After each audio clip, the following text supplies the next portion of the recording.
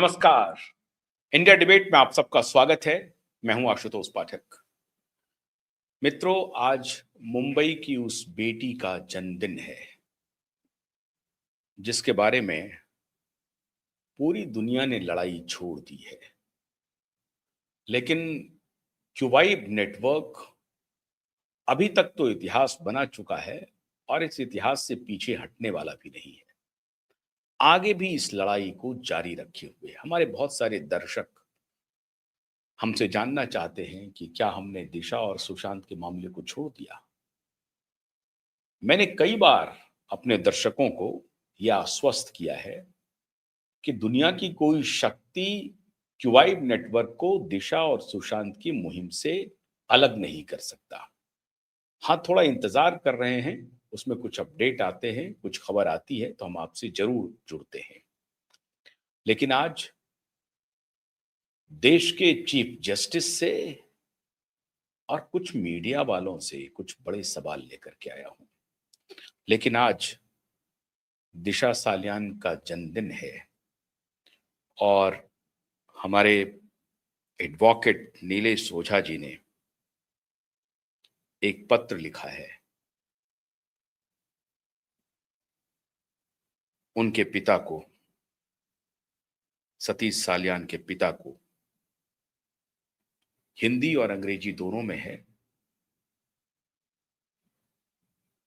मैं पहले अंग्रेजी में पढ़ के सुनाता हूं, फिर हिंदी में सुनाऊंगा।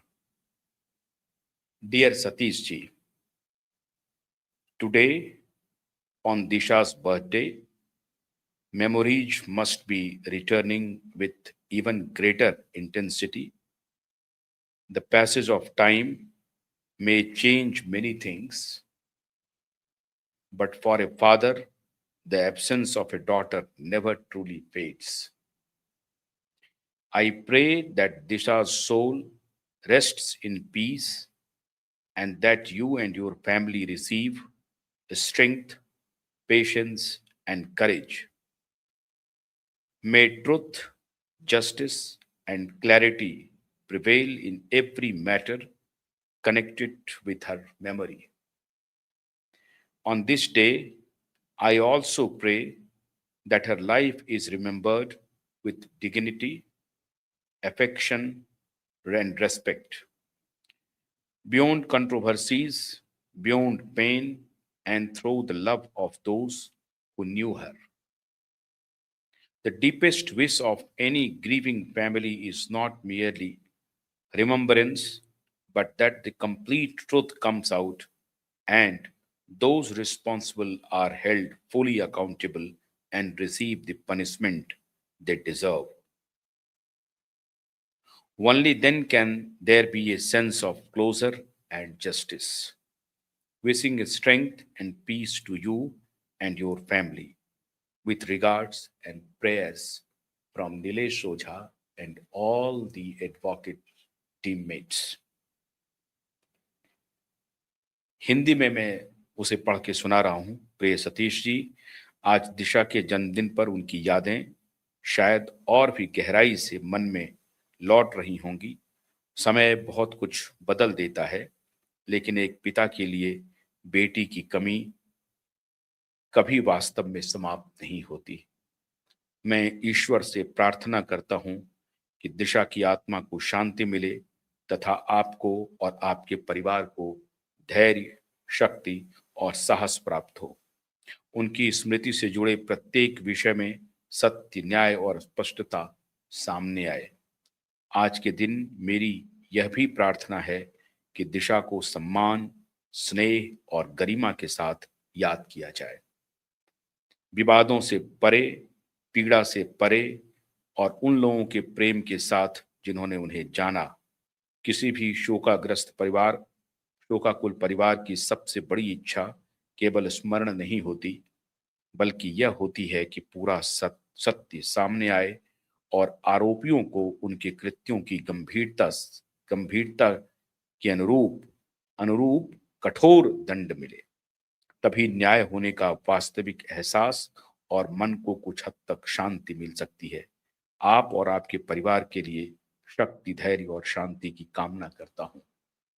नीलेश जी और उनकी पूरी टीम को हमारी तरफ से भी बहुत बहुत शुभकामनाएं कि आपने कम से कम उन्हें याद किया, और हमारे दर्शक जो थोड़े विचलित हो रहे हैं उनको आपने भरोसा दिया कि हम लड़ाई में बने हुए हैं, और चूंकि लड़ाई अंतिम पड़ाव पर है तो थोड़ा इंतजार हो रहा है। लेकिन आज श्रीमान chief justice of India, not chief justice of supreme court, और वो सारे मीडिया के प्रहरी जिन्होंने तुषार शर्मा के केस को बड़ी शिद्दत से उठाया है, हम सबको आभार प्रकट करना चाहिए। दिसंबर 2025 में शादी होती है और मई में एक बेटी काल के गाल में समा जाती है।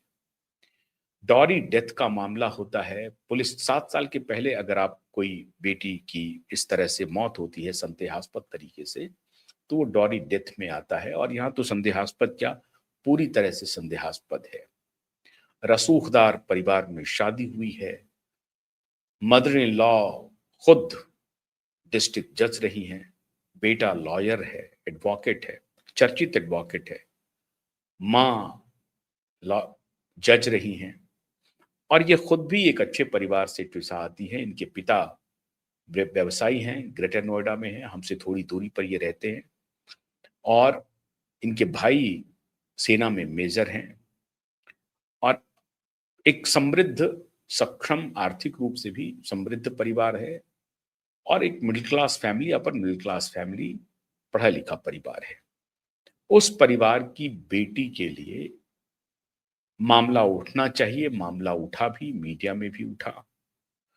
लेकिन जो चैनल विशेष जिन्होंने कुछ दिन पहले अरावली हिल के भी बारे में चर्चा उठाई थी, स्वो मोटो ले लिया गया आदरणीय सुप्रीम कोर्ट की तरफ से।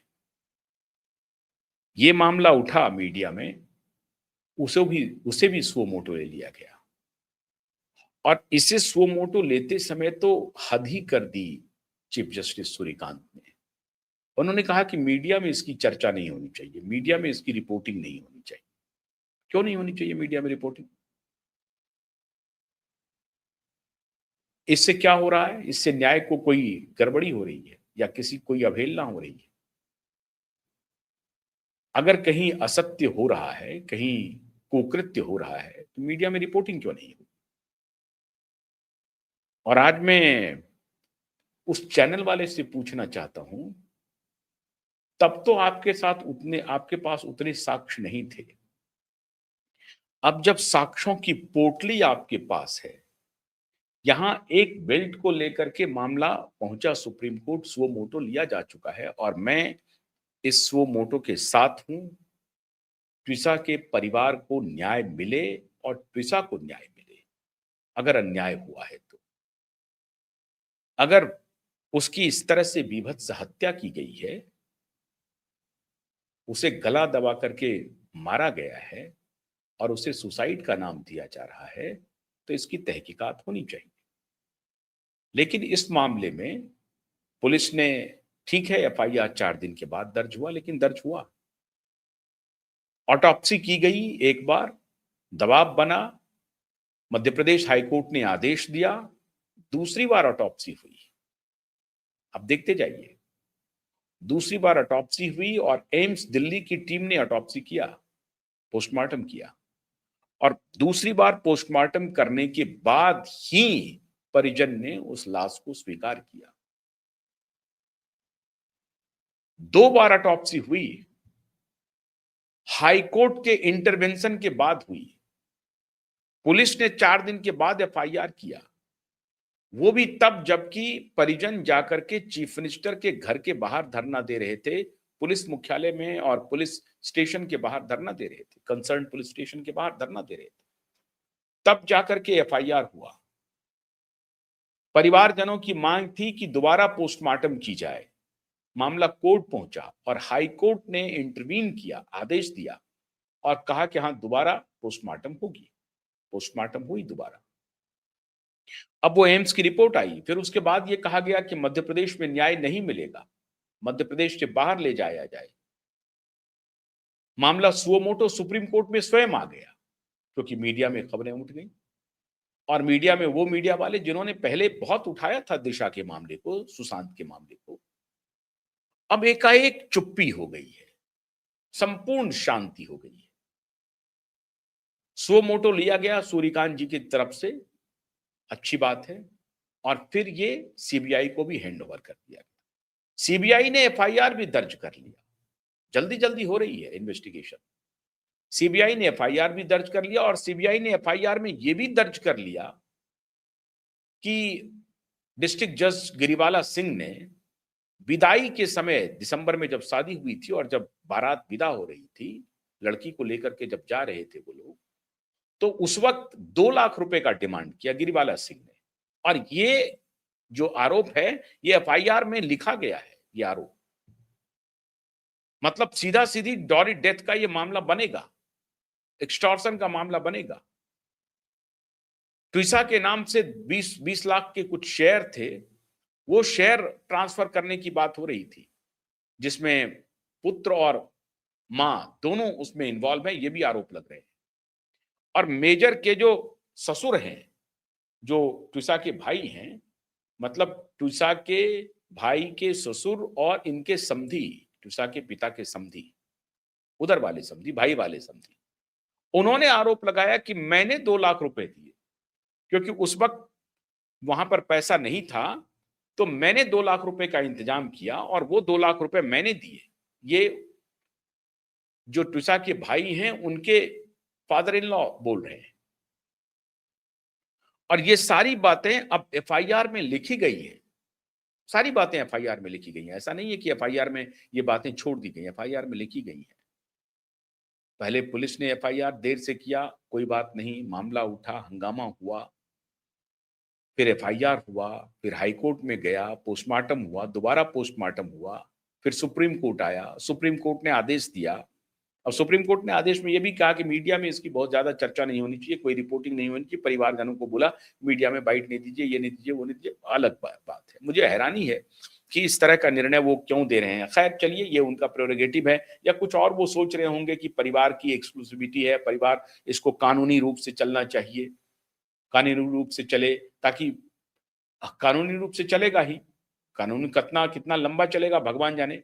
अब चूंकि जस्टिस सूर्यकांत के हाथ में यह मामला हो सकता है जल्दी आ जाए, मामला सॉल्व भी हो जाए, सीबीआई के ऊपर डंडा भी हो कि आप इसको फौरन से पेशतर कीजिए। क्योंकि अब ये कहा गया कि इसलिए उन्होंने सुओ मोटो लिया क्योंकि उनकी जुडिशरी से जुड़े हुए किसी सज्जन, किसी पर्सन के इन्वॉल्व होने की बात है। इसलिए हमारी ये अधिक जिम्मेदारी हो जाती है संस्थान की रक्षा करना, जुडिशियल इंस्टीट्यूशन की रक्षा करना। और अगर किसी जज विशेष के यहां इस तरह की घटना हुई है, तो हमें पारदर्शिता के साथ न्याय को आगे बढ़ाने के लिए हमको काम करने पड़ेंगे, हमको तहकीकात करनी पड़ेगी, जांच करनी पड़ेगी, ताकि जनता का भरोसा हमारे इंस्टीट्यूशन में बना रहे। ऐसा ना हो जाए कि साहब देखिए, जुडिशरी का कोई व्यक्ति अगर किसी केस में इन्वॉल्व है, उसको रफा दफा कर दिया जाता है। अरे रफा दफा इसमें आपके करने से क्या होगा? ये कॉस्मेटिक जो आप इसमें सुओ मोटो ले रहे हैं, ये सुओ मोटो तो आप लेते यशवंत वर्मा के मामले में मिलॉर्ड। उनको बोलते यशवंत वर्मा के मामले में एफआईआर करते, इन्वेस्टिगेशन होता, किसका पैसा है नहीं है ये पता चलता ना, नहीं हुआ। खैर, इसमें आप कर रहे हैं क्योंकि आपके एक जज महोदया उसमें फंस रही हैं, बार बार इंटरव्यू दे रही थी वो अलग अलग चैनल पे जाकर के, चल रहा था इंटरव्यू, कोई बात नहीं। लेकिन मेरा आज बड़ा सवाल है दिशा के जन्मदिन के ऊपर उन चैनल वालों से। आपके पास 2020 में जो साक्ष्य थे उससे कई गुना अधिक साक्ष्य आज आपके पास है। मैंने खुद क्यूबाइब नेटवर्क ने उस साक्ष्य को पूरी दुनिया के सामने रखा है, और चीफ जस्टिस सूर्यकांत भी संभवतः उस साक्ष्य को देखे होंगे, नहीं देखे होंगे हैं तो हमसे पूछ लें, हम वो साक्ष्य दे देंगे। हम वो साक्ष्य देने के लिए तैयार हैं मिलॉर्ड। अगर आपको साक्ष्य नहीं मिला है तो मैं वो साक्ष्य देने के लिए तैयार हूं। मेरे पास वो साक्ष्य रिजर्व है, रखे हुए। वो डिजिटल साक्ष्य के रूप में हमारे चैनल पर बना हुआ है। वो सारे साक्ष्य मौजूद हैं जो हमने दिखाए हैं। इसमें किसी के बेल्ट की और इसकी कोई जरूरत नहीं है। इतना धबल, इतना साफ, आईने की तरह साफ साक्ष्य है जिसमें आपको सुओ मोटो तो छोड़िए, सिर्फ आपका आदेश होते ही आरोपी जेल चला जाए। इतना धबल साक्ष्य है, लेकिन कोई मीडिया नहीं उठा रही है उस साक्ष्य को, और ना ही हमारे श्रीमान milord chief justice Suryakant suo motu ले रहे हैं। लेना चाहते हैं कि नहीं चाहते हैं मुझे नहीं मालूम, लेकिन हाथ जोड़ करके विनती कर लीजिए, पैर पकड़ लीजिए, प्रार्थना कर लीजिए कि न्याय दे दीजिए। यहां तो खाता पीता परिवार है, और मैं जिस परिवार का मुद्दा मैंने उठाया है और अन्य लोगों ने भी उठाया, ऐसा नहीं कि मैं अकेला हूं, लेकिन मैं जिस परिवार के मुद्दे को आज पिछले 3 साल से लगातार उठाया हुआ हूं, उसके पास जीवन चलाने के पैसे नहीं है। नहीं है मित्रों, मिलॉर्ड नहीं है उनके पास। एसएसआर वॉरियर, कभी वकील साहब, मैं खुद उसमें नहीं मानता हूं, क्योंकि ये अच्छी बात नहीं है कि मैं अगर मदद करूं तो मैं बोलूं। मेरे पास जितना सामर्थ्य है मैं अपने तरीके से भी मदद करता हूं, लेकिन एसएसआर वॉरियर, वकील साहब सब मिल करके उनको मदद कर रहे हैं। आप सोचिए, 50-50 वकीलों की टीम बिना 1 रुपया फीस के, 1 रुपया फीस के अनवरत लगी हुई है। किसके लिए? कोई मिलियनेयर नहीं है, कोई आपके जज साहब के यहां का कोई आदमी नहीं है, आपकी जुडिशरी का कोई व्यक्ति नहीं है, आपके पुलिस डिपार्टमेंट का कोई व्यक्ति नहीं है, आपके वकालत करने वाले कोई वकील नहीं है, कोई मेजर नहीं है उस परिवार में मिलॉर्ड। उस परिवार में सिर्फ एक बेटी थी कमाने वाली, और अब बूढ़े माँ बाप हैं जो पैरालाइज्ड हैं। एक अशक्त हैं, डिसेबल हैं, और दूसरे पैरालाइज्ड हैं। माता पैरालाइज्ड है और पिता डिसेबल है। ऐसी परिस्थिति में डिफरेंटली एबल, जिसको आप कहते हैं, डिसेबल कहना ठीक नहीं होगा, ऐसी परिस्थिति में ये लड़ाई जारी रखे हुए हैं। लेकिन मिलॉर्ड को कोई फर्क नहीं पड़ता। चिल्लाते रहिए, बोलते रहिए। हैरानी तो मिलॉर्ड ये है कि मुंबई हाई कोर्ट एक एफआईआर रजिस्ट्रेशन के लिए, जो आपका केस लॉ है, मेरा नहीं है, आपके केस लॉ के हिसाब से एक एफआईआर रजिस्ट्रेशन करने के लिए, जिसमें पुलिस ने साफ गुंडागर्दी की है, जिसमें पुलिस ने भ्रष्टाचार के सारे रिकॉर्ड तोड़ दिए हैं, जिसमें पुलिस वर्दी पर ऐसा दाग लगा चुके हैं जिसका वर्णन नहीं है, और ये सारी बातें आपके सामने खुली हुई हैं। मैं नहीं कह रहा हूं। भारतीय जनता पार्टी के कैबिनेट मिनिस्टर ने डिजिटल प्रूफ मुहैया कराए हैं।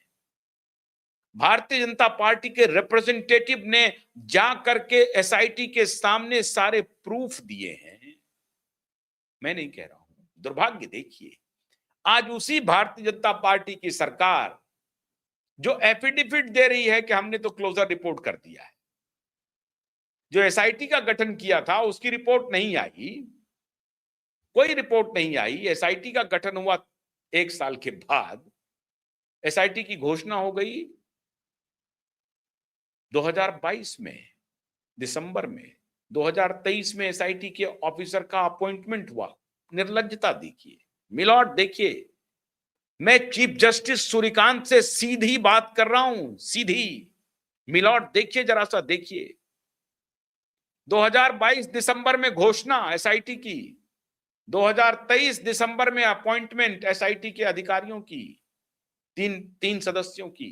12 महीने आपके लिए बोनाफाइड केस है मिलॉर्ड, बोनाफाइड। फिर मुझे मत कहिएगा कि जुडिशरी की साख कम हो रही है। इससे बड़ा बोनाफाइड केस और दुनिया में कोई नहीं हो सकता। पूछिए तो, मुंबई हाईकोर्ट को आदेश दीजिए, पूछिए कि भाई खाली इतना पूछ लो कि जब एसआईटी की घोषणा हो गई थी 2022 में, तो वो ऑफिसर का अपॉइंटमेंट 2023 में क्यों हुआ? पूछिए, पूछिए, पूछिए, पूछिए मिलॉर्ड, पूछिए, पूछिए मिलॉर्ड, पूछिए। मैं मिलॉर्ड से कह रहा हूं, पूछिए मिलॉर्ड, पूछिए देवेंद्र फडणवीस से, बोलिए हाईकोर्ट को, आदेश दीजिए चीफ जस्टिस चंद्रशेखर को कि वो सुओ मोटो लेकर के पूछे, सिर्फ इतना पूछ ले, एसआईटी का गठन 12 महीने में क्यों किया, 12 महीने क्यों लग गए, पूछिए। फिर चलिए कोई बात नहीं है, सतीश सालियान आए, एप्लीकेशन लेके गए, हमने सबूत दिखाया, बोनाफाइड सबूत हमारे पास है, हमने वो भी दिखाया, पूरी दुनिया ने देखा, मीडिया में छपा, हर जगह छपा, चला, सब जगह चला, सारे मीडिया वालों ने भी उठाया, मैं धन्यवाद करता हूं सारे मीडिया वालों का। लेकिन मैं आज उन मीडिया वालों से भी पूछ रहा हूं कि जो बोनाफाइड केस है, क्योंकि उसके लिए आपको कोई, उसमें कोई लॉयर नहीं है, उसमें कोई डिस्ट्रिक्ट जज नहीं है, तो केस आपका अंग्रेजी में बन नहीं रहा है।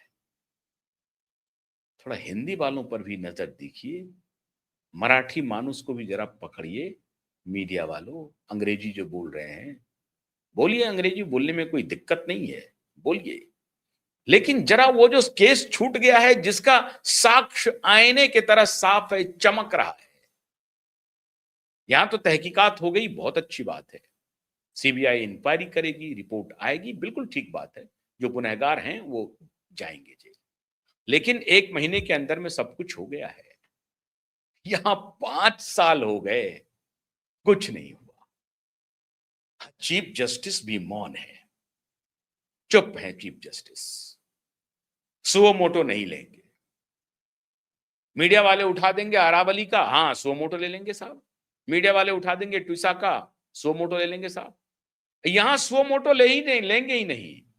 गुंडा पुलिस वाला, गुंडा, मुंबई का गुंडा पुलिस वाला जो जेल में है, आपके हाई कोर्ट के आदेश के बाद उसे इस दोनों बाप बेटे ने, उद्धव ठाकरे और आदित्य ठाकरे ने रीइंस्टेट किया। कभी पूछा क्या हाई कोर्ट ने कि तुमने क्यों रीइंस्टेट किया? पूछा? नहीं पूछा। सचिन बाजी जेल में है, कमिश्नर भाग गया, फरार हो गया, मुंबई का पुलिस कमिश्नर आपके दरवाजे पे आ गया और यहां से बेल लेके गया एंटीसिपेटरी, लेकिन इन्वेस्टिगेशन में सहयोग नहीं किया। ऐसी ऐसी तो घटनाएं हो रही हैं और कह रहे हैं कि सबकी, जुडिशरी की साख पर बट्टा लग रहा है, पुलिस के जांच पर बट्टा लग रहा है। आज मैं मित्रों एक वीडियो दिखाता हूं, जरा वीडियो दिखाइए प्रवीण, मैंने आपको एक वीडियो भेजा है, हालांकि उसमें म्यूजिक है, अगर वो म्यूट हो सकता है तो दिखा सकते हैं, नहीं तो कोई बात नहीं, मैं दर्शकों को सिर्फ बताता हूं। कोयम्बटूर में 10 साल की एक बच्ची के साथ यौन शोषण हुआ, 10 साल की बच्ची के साथ तमिलनाडु में, और ये विजय जी जो रील हीरो है ना, इनके बाद हुआ है इनके प्रदेश में। खैर ये मैं नहीं मानता हूं कि चीफ मिनिस्टर हर जगह मौजूद रहेंगे, लेकिन सुनते जाइए कहानी। 10 साल की बच्ची के साथ यौन शोषण हुआ और आईजी रैंक की police officer, superintendent of police, ये आए प्रेस को ब्रीफ करने के लिए, और प्रेस ब्रीफिंग से पहले वो नाखून चबा रही हैं आईजी, डीआईजी या आईजी और सुपरिंटेंडेंट ऑफ पुलिस, ठहाका लगा रहे हैं तीनों। वीडियो वायरल है, सोशल मीडिया पे वीडियो वायरल है। 3 पुलिस वाले हैं जो प्रेस को ब्रीफ करने के लिए जा रहे हैं और वो ठहाका लगा रहे हैं, हंस रहे हैं। 10 साल की बच्ची का यौन शोषण हुआ है, ये देखिए, ये देखिए वीडियो, देखिए, देखते जाइए वीडियो, ये देखिए,